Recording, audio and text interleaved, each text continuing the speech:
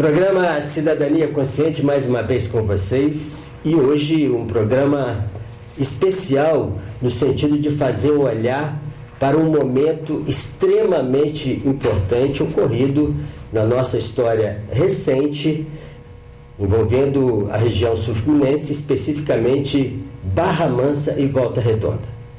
Nós vamos falar da instalação, da discussão, da criação de um centro de memória do Batalhão de Infantaria, o BIB, em Barra Mansa.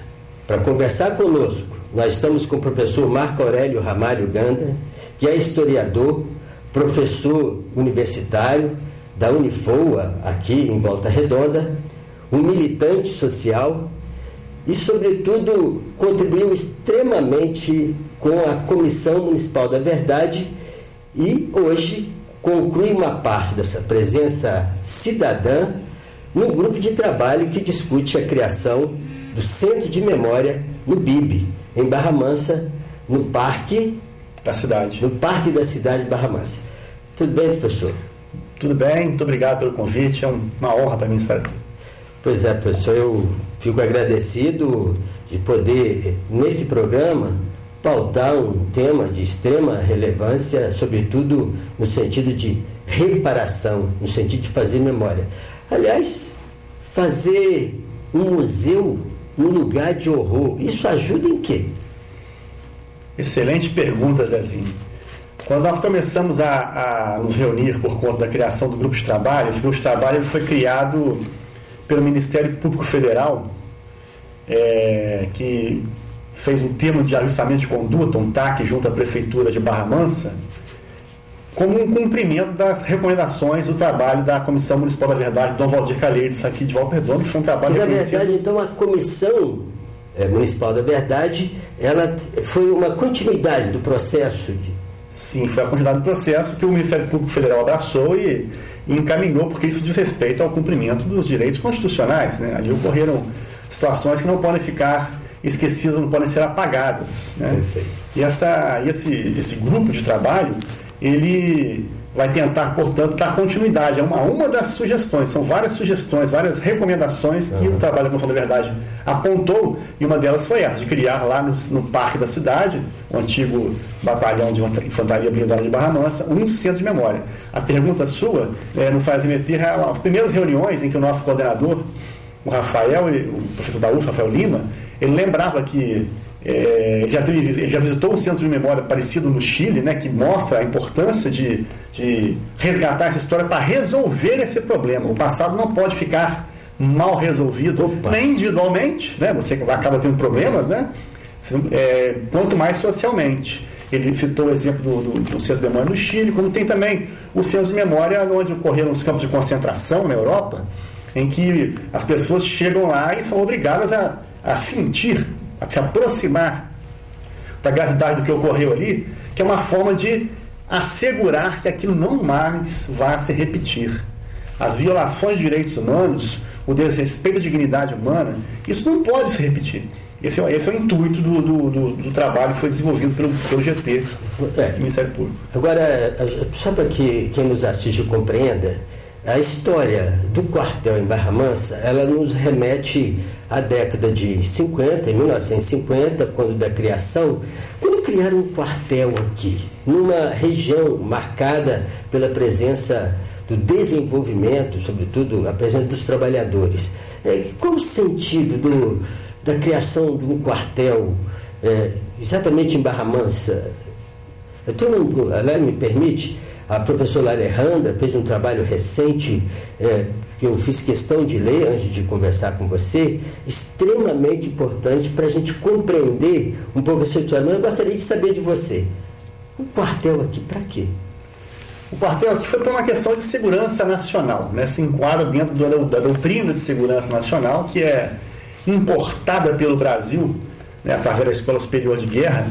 É uma doutrina formulada pela política externa norte-americana, ou estadunidense, falando melhor, né, a Escola das Américas, que a Escola Superior de Guerra incorpora isso no Exército Brasileiro, a doutrina de segurança nacional, que vai justificar, inclusive, muitas das barbaridades feitas no processo ditatorial.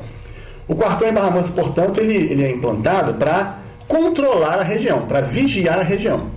Principalmente Volta Redonda, principalmente a CSN. A CSN, consequentemente, Volta Redonda. Não é só a usina ou quem trabalha na CSN, mas também o entorno dela. No trabalho do GT, sobre o Parque da Cidade, sobre o batalhão, nos foi bastante importante descobrir também, tem um historiador de Barra Mansa muito legal, o Leonardo Ângelo, que trouxe esse debate para a gente numa reunião, a arquiteta Andréa Ward também que participou e contribuiu muito com a gente nesse debate, de que, na verdade, a perseguição a militantes trabalhistas, comunistas, é anterior à que ocorreu na CSN, na década de 60. Sério? Os trabalhadores da Barbará, a antiga Barbará, a Ferúcia Barra Mansa, já sofriam perseguição, investigações do Exército instalado em Barra Mansa. Óbvio que com o clima pré-golpe, né, no pré-64, e com o golpe de Estado ocorrido em 64, com a ditadura civil-militar no poder, é claro que a CSN terá, pelo próprio gigantismo da indústria siderúrgica, assumirá esse protagonismo de área de vigilância e repressão. Então, a função do batalhão é exatamente controlar isso que eles temiam pela ação dos sindicalistas, tanto trabalhistas como comunistas. Mas a presença dos trabalhadores, a organização dos trabalhadores, né, se fez resistências importantes. Mas tem um marco histórico para confirmar que naquele espaço estava havendo agressão à dignidade, tanto de soldados como de trabalhadores. Tem um catalisador, tem um elemento de força que provoca essa denúncia. Que instituição se envolveu nesse processo, sobretudo depois do golpe, né? E até chegando perto da década de 70? O principal elemento catalisador, Zezinho, se me permite chamar assim, né? Eu te conheço há muitos anos, é os sindicatos metalúrgicos. O problema é que, para a visão repressiva, não é só os sindicatos metalúrgicos, o potencial que tem de ir além dele.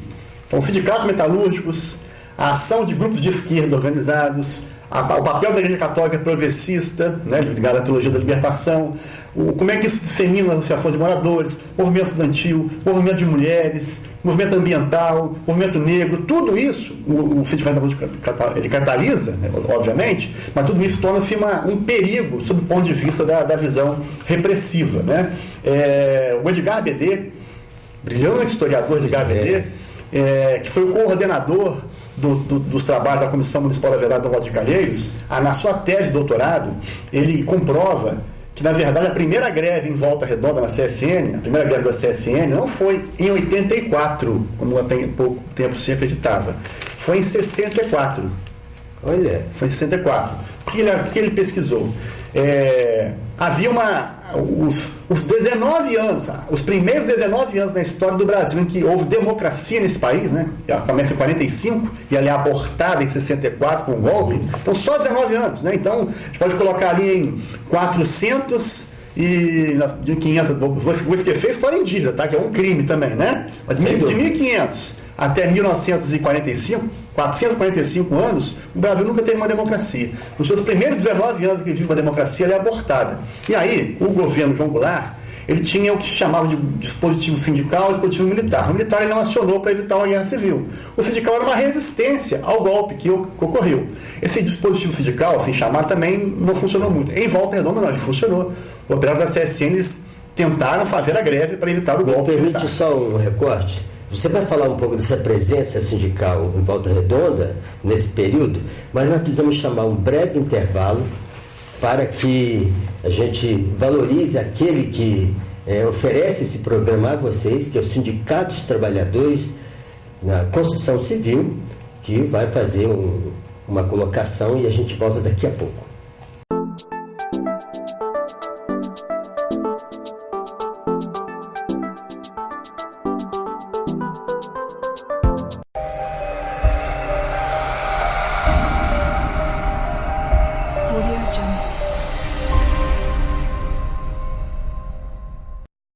Fique ligado, vem aí a 4ª Festa do Trabalhador da Construção Civil. Associe-se ao seu sindicato e venha fazer parte desta grande festa. Sorteio de 10 poupanças de R$1.000, 10 poupanças de R$2.000, 5 poupanças de R$3.000 e uma poupança de R$5.000. Informações na sede do sindicato no bairro Conforto, em Volta Redonda, ou na subsede do bairro Jardim Tropical, em Resende. Telefones 3348-2508, 3342-2331, 3355-1711. Sindicato dos Trabalhadores da Construção Civil de Volta Redonda e região. Sebastião Paulo, presidente, e sua diretoria.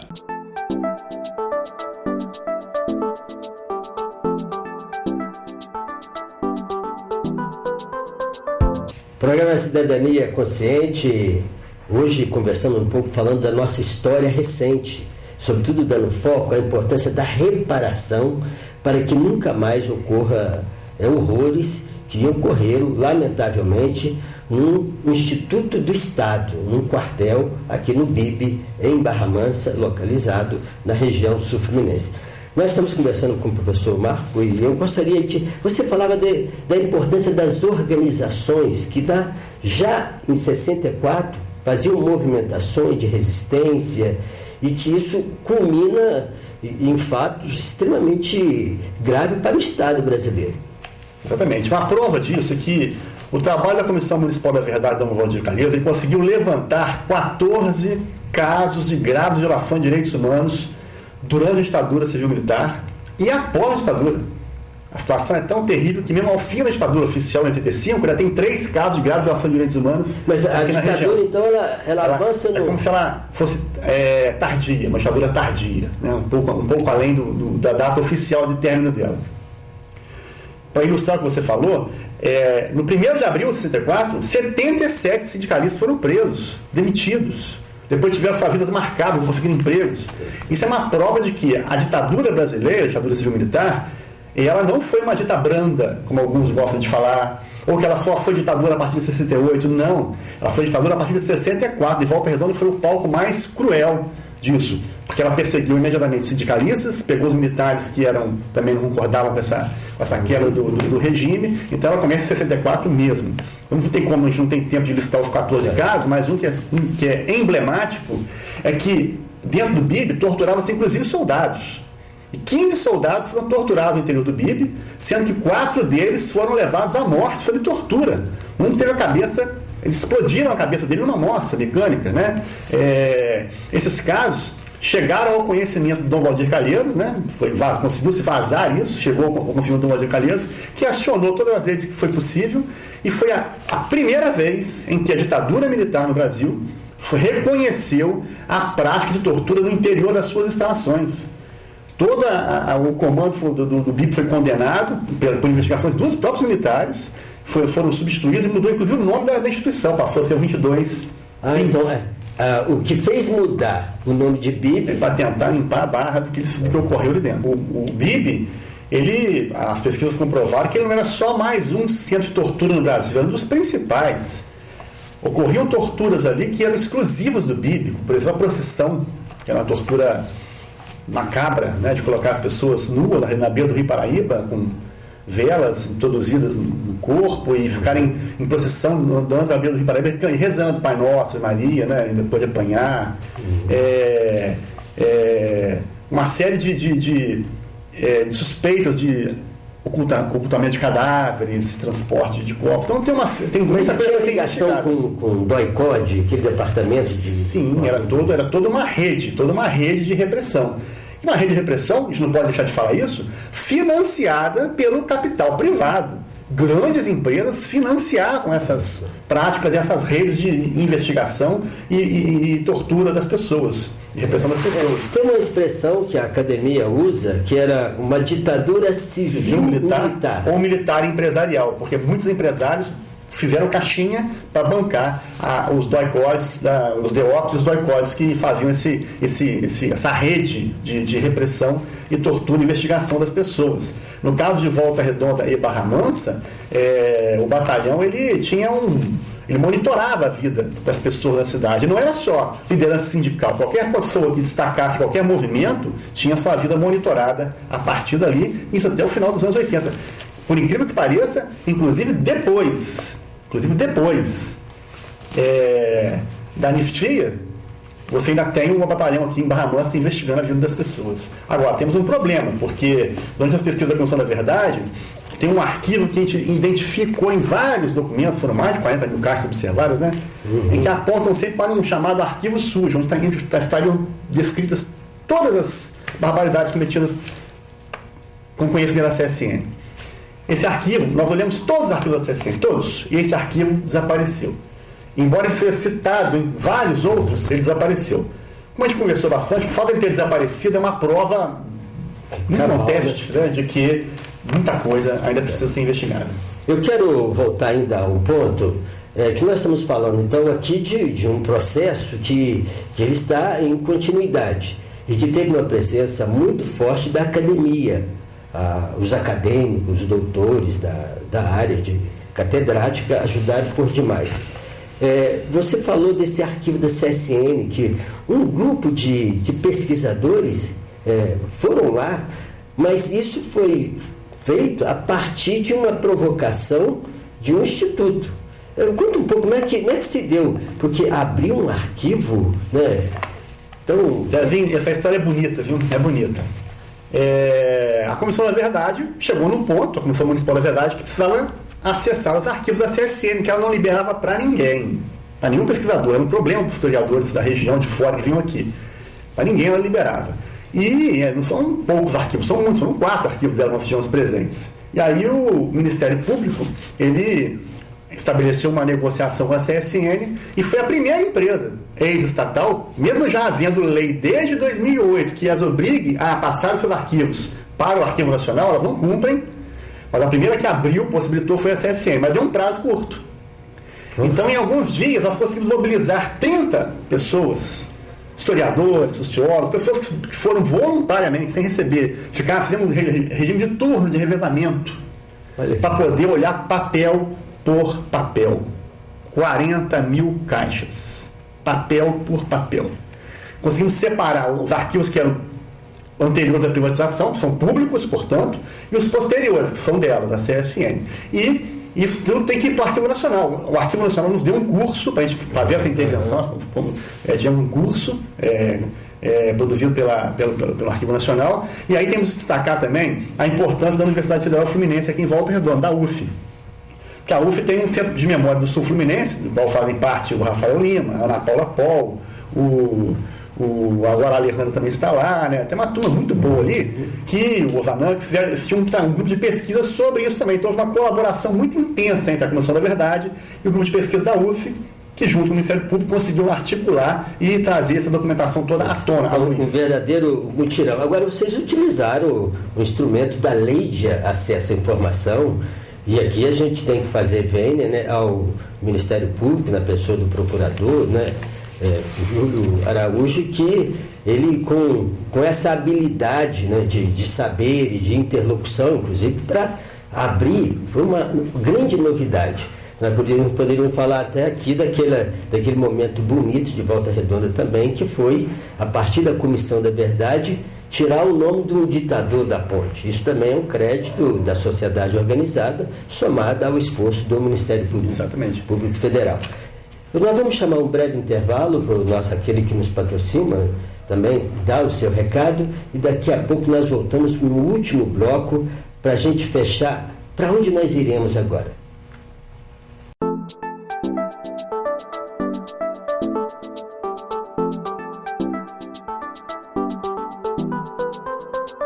Fique ligado, vem aí a 4ª Festa do Trabalhador da Construção Civil. Associe-se ao seu sindicato e venha fazer parte desta grande festa. Sorteio de 10 poupanças de R$1.000, 10 poupanças de R$2.000, 5 poupanças de R$3.000 e uma poupança de R$5.000. Informações na sede do sindicato no bairro Conforto, em Volta Redonda, ou na subsede do bairro Jardim Tropical, em Resende. Telefones 3348-2508, 3342-2331, 3355-1711.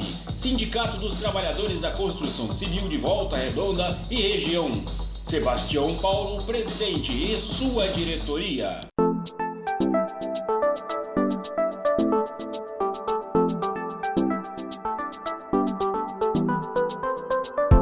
O programa Cidadania Consciente retoma aqui, e que agora a gente vai falar um pouco mais diretamente da criação desse centro de memória em Barra Mansa, no BIB, né? E aí, professor, como é que anda os trabalhos, desdobramentos? Vocês tiveram um tempo de trabalho, né? Como você bem falava, foi uma orientação de um instrumento institucional chamado Termo de Ajustamento de Conduta, que envolve poderes, a sociedade, para, a partir do Ministério Público Federal, para construir esse centro de memória. E que passos anda essa articulação? Só para concluir aquela raciocínio anterior, essa é mais uma das recomendações do trabalho da Comissão Municipal da Verdade, né? Igual Volta Redonda e Barra Mansa, por exemplo, tem que as prefeituras entregarem uma lista com os nomes de logradouros que fazem referência a ditadores, né? Aqui em Volta Redonda, essa vitória em relação à ponte que dá acesso ao Niterói, agora é Porto Voz de Calheiros, foi uma vitória, mas ainda tem outros para serem alterados ainda, né? Esperamos que isso se concretize. Você poderia, né, citar um? O lado da Ponte Alta, por exemplo, né? Pô, bem vizinho de você, né? Da Ponte Alta, né? Tem que mudar, não pode continuar o nome do ditador. Vocês vão pesquisar o nome do ditador que tem aquela ponte, que mistura ponte e viaduto ali. Tem muitos nomes ainda para verificar. Não dá para valorizar quem tirou a vida das pessoas, quem torturou, quem prendeu, quem não respeitou os direitos humanos. Para sempre, não pode permitir isso.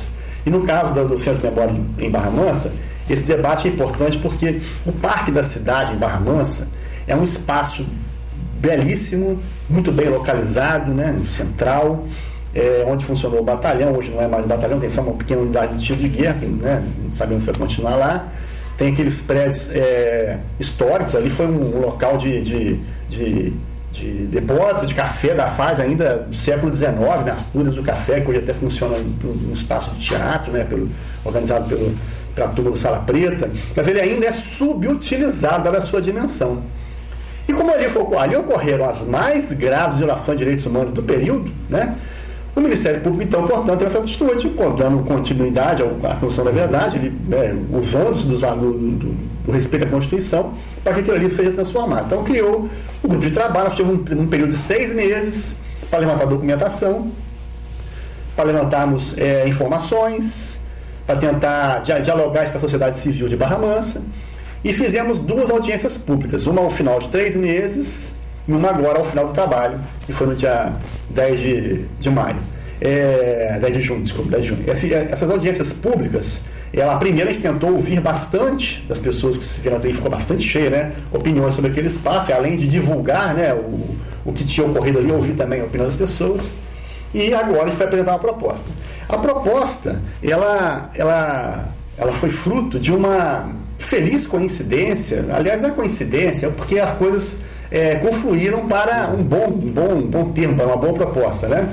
Que uma arquiteta que eu citei agora há pouco, a Andréa Wade, ela, junto com o Lincoln também, que é professor, o curso de arquitetura do Centro Universitário de Barra Mansa, o BM, tem vários trabalhos de alunos, TCC, sobre o Parque da Cidade. E uma aluna especificamente, a Isabela Ribeiro, ela fez, um excelente aluno do BM, ela fez um trabalho brilhante, exemplar. Ela se apropriou do termo de ajustamento de conduta, ela estudou e incorporou todas as recomendações ao seu trabalho. Ou seja, aquilo que a gente precisaria fazer com muito trabalho, muito esforço, muito esmero, ela pegou e fez voluntariamente para a sua defesa de graduação. Perfeito. Apresentou isso numa reunião nossa do grupo de trabalho, todo mundo ficou maravilhado com a proposta e pedimos ela autorização, se ela concordava, o trabalho dela ser a proposta apresentada para o Ministério Público e para a Prefeitura de Barra Mansa. Os presentes no dia da apresentação, inclusive tinha gente do setor empresarial de Barra Mansa, ficaram maravilhados com a proposta. Porque se a Prefeitura de Barra Mansa fizer aquilo que foi proposto no Parque da Cidade, Barra Mansa vai ter simplesmente o melhor equipamento urbano do estado do Rio de Janeiro, do interior do estado do Rio de Janeiro. Só a capital vai ter nesse nível. O melhor equipamento urbano. Porque vai ser um espaço em que você terá um centro de memória, com guarda de documentos, com acesso à pesquisa, vai atrair pesquisadores do país inteiro, e não é sobre a ditadura apenas, civil-militar, sobre a Barra Mansa do século XIX, que é uma cidade importante do século XIX, sobre o período de industrialização de Barra Mansa, que é anterior à Volta Redonda, e sobre a ditadura. Esse centro de memória vai ser acoplado a um projeto educacional que ela se inspirou no céu de São Paulo, que é para no horário de turno, de contraturno, os alunos poderem ficar ali, ter atividades. Não vai ser um museu assim estático, é uma coisa que tem um envolvimento. Para que a população de Barra Mansa e da região tenha conhecimento do que ocorreu ali, mas que isso contribua para o processo educacional. Assim, e até arquitetonicamente falando, é bonito o projeto, né? Com áreas para observação, áreas para você contemplar e pensar no que ocorreu ali, áreas que vão, por ter observação, que preservem a mata ciliar e preservem a observação do Rio Paraíba do Sul, que é o grande mestre aqui da nossa região. Com atividades esportivas, a população utilizar aquilo também no dia a dia, para atividades esportivas, para atividades culturais e artísticas, tudo isso combinado, tudo isso harmonizado, né? Complementado junto ao outro. Uma proposta que quem é gestor de visão curta fala, mas e dinheiro? Dinheiro é algo a ser buscado, né? Então a Sociedade Civil de Barra Mansa, os setores empresariais, a Prefeitura de Barra Mansa tem que alocar recursos, discutir isso no plano plurianual, por exemplo, seria já para ontem, né? Seria uma imposição para a situação, e também disputar editais no Ministério da Cultura, no Ministério da Ciência e Tecnologia, no Ministério da Educação, para poder implantar esse projeto que seria assim exemplar, seria um ganho, porque tudo que ocorreu ali, Zezinho, a importância para a gente é resolver o problema com o passado, é fechar a ferida, é fazer como o Chile fez, a Argentina fez. Porque aquele lugar de horror, de tristeza, vira um lugar para a vida. E como ele sara uma ferida sem deixar de lado a história. Eu gostaria do seu recado final, no sentido assim, há outros desafios. Você, em Barra Mansa, um grande desafio para a região quando a gente toca nessa questão da dignidade da pessoa humana e, sobretudo, no respeito aos direitos humanos. Em Barra Mansa e Volta Redonda, assim, não é diferente do restante do país, né? Hoje nós vivemos uma situação preocupante, né? Depois de um golpe de Estado, onde libertou-se golpe mesmo. Libertou-se uma onda de ódio, de intolerância, né? E isso afeta principalmente os mais pobres, os negros, as mulheres, os homossexuais, a religiosidade dos matrizes africanas, têm sido vítimas, né, constantes dessa onda de intolerância que coloca em risco a nossa democracia. Quando eu falo em democracia, isso não é uma palavra mística, algo que está dado, completo. Não, a democracia é um processo. Então, o que nós temos de direitos de poder se manifestar, de questionar, de exigir direitos, isso foi conquistado pela população brasileira através das suas lutas. A democracia não é algo que você compra ali e implanta. Ela é resultado de uma luta. E nós não podemos deixar que a nossa Constituição, que é tão novinha, de 88, ela seja rasgada e coloque em risco a democracia brasileira. Porque para a gente ter cidadania, entendido como direitos civis, políticos e sociais, a gente tem que ter democracia. Se a gente não tiver democracia, todos os direitos ficam colocados em risco. E você, que é uma pessoa que é um batalhador reconhecido na comunidade pela cidadania, você compreende muito melhor do que a gente que buscar preservar os valores democráticos ou ampliá-los é mais importante do que você propagar o ódio. Hoje, infelizmente, tem um setor da sociedade que suspira pela ditadura, que defende propostas autoritárias. Nós não podemos aceitar isso. Nós temos que continuar defendendo que quanto mais democracia, melhor, significa mais transparência, mais direitos, mais justiça. A gente tem que, e aí, no caso da memória, que é o nosso debate aqui específico, né, a luta é por memória, por verdade e por justiça. A gente não vai deixar isso se apagar de jeito nenhum. A nossa tarefa é não deixar isso se apagar. Pois é, por memória, verdade e justiça. Programa Cidadania Consciente agradece ao professor pela brilhante entrevista e na próxima quarta-feira nós voltamos. Até lá.